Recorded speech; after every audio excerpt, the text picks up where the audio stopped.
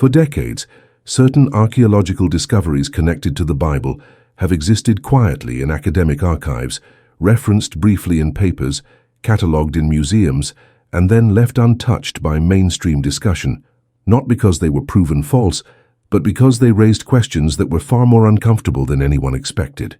These discoveries do not attack faith, nor do they attempt to dismantle religious belief, but they do something far more unsettling. They challenge the certainty with which some biblical timelines and narratives are presented to the public, especially in simplified or institutionalized forms. History is often taught as a straight line, with clear dates, fixed events, and settled conclusions. Yet archaeology rarely works that way, because physical evidence does not always align neatly with long-accepted interpretations passed down through centuries. When a discovery supports what is already believed, it is celebrated, documented, and widely shared. But when it introduces complexity, ambiguity, or contradiction, it often enters a gray zone where discussion becomes cautious and attention slowly fades. This is not necessarily the result of a grand conspiracy, but rather a natural consequence of how institutions, scholars, and even audiences respond to uncertainty, because uncertainty is harder to explain, harder to teach, and harder to accept. The discovery explored in this video exists within that gray zone, known to specialists, referenced quietly, yet almost completely absent from popular documentaries, textbooks, and religious discussions aimed at the general public.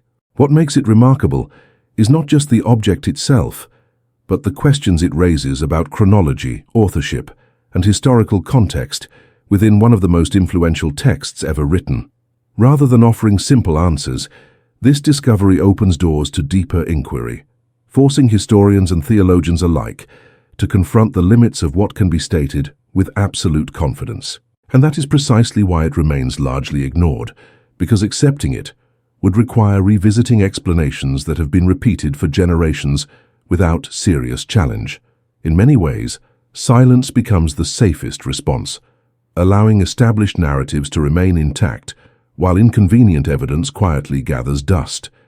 Yet archaeology does not disappear simply because it is uncomfortable, and physical evidence does not change its meaning based on how often it is discussed. To understand why this discovery matters, we must first understand the environment in which it was found and the expectations that existed long before it came to light. Archaeology, at its core, is not concerned with belief, devotion, or doctrine, but with material remains that provide insight into how ancient people lived, spoke, governed, and understood their world. When archaeologists excavate a site connected to biblical history, they are not searching for miracles or divine proof, but for objects, inscriptions, architectural remains, and cultural patterns that can be dated, compared, and analyzed. Over time, certain biblical timelines have become widely accepted, not because they are flawless, but because they align reasonably well with the majority of evidence discovered so far. However, archaeology is an evolving field, and each new discovery has the potential to either reinforce existing frameworks or expose areas where those frameworks are incomplete. The discovery at the center of this discussion emerged during a period of intense archaeological exploration, when researchers were actively attempting to correlate physical evidence with known biblical accounts. At first glance, the artifact appeared promising, as its location, material composition, and linguistic features matched what scholars expected from the period described in Scripture. Initial excitement surrounded the find, as it seemed to confirm long-held assumptions about settlement patterns, political organization, and cultural development in the ancient Near East. Yet as analysis progressed, subtle inconsistencies began to emerge, not dramatic contradictions, but small details that did not align perfectly with the established historical sequence. These inconsistencies raised difficult questions about dating methods, authorship, and the possibility that certain events may have occurred earlier or later than traditionally assumed. Rather than triggering widespread debate, the discovery was gradually reclassified. Its significance softened through cautious language and academic restraint. By labeling it as uncertain or inconclusive, scholars effectively removed it from broader conversation without denying its authenticity. In doing so, the artifact remained real, preserved and documented, yet stripped of the attention it once promised to generate.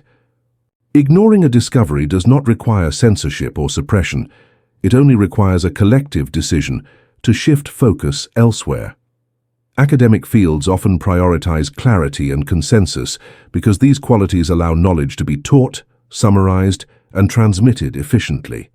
A discovery that introduces ambiguity disrupts this process, forcing educators and institutions to acknowledge unresolved questions. In religious contexts, this discomfort can be even more pronounced, as faith communities often rely on stable narratives to support identity and tradition. The artifact discussed here does not negate belief, but it complicates interpretation, making it harder to present a single definitive version of events. As a result, it exists in an academic limbo, respected but rarely emphasized, acknowledged but seldom explored in depth. This pattern is not unique to biblical archaeology. Similar cases exist across historical disciplines whenever evidence challenges long-standing assumptions. Over time, silence becomes normalized, and newer generations of students and audiences remain unaware that such discoveries even exist. The absence of discussion gradually creates the illusion that no questions were ever raised in the first place. Meanwhile, the artifact continues to exist as a quiet reminder that history is rarely as simple as it is presented. The decision to ignore complexity is often made unconsciously, driven by a preference for coherence over uncertainty. Yet it is precisely within that uncertainty that deeper understanding begins to emerge. This discovery does not dismantle biblical history, nor does it render scripture unreliable, but it does remind us that interpretation evolves alongside evidence. Historical timelines are not fixed monuments. They are frameworks built from the best information available at a given time. When new information emerges, those frameworks must be adjusted, even if the process is uncomfortable. Acknowledging complexity does not weaken faith or scholarship, but strengthens them by grounding belief in honesty rather than certainty. The artifact discussed here invites a more nuanced view of biblical history, one that accepts both continuity and revision. It suggests that ancient societies were more dynamic and interconnected than simplified narratives often imply. By ignoring such discoveries, we risk reducing history to a story rather than engaging with it as an ongoing investigation. The most important questions in archaeology are rarely those with easy answers, but those that force us to reconsider what we think we know. This artifact remains, waiting not for belief or rejection, but for honest engagement. It stands as evidence that history is not hidden underground alone, but sometimes hidden within archives and footnotes. How many other discoveries like this exist, quietly shaping the margins of our understanding, and how different might our view of the past become if we were willing to look directly at the questions we once chose to ignore?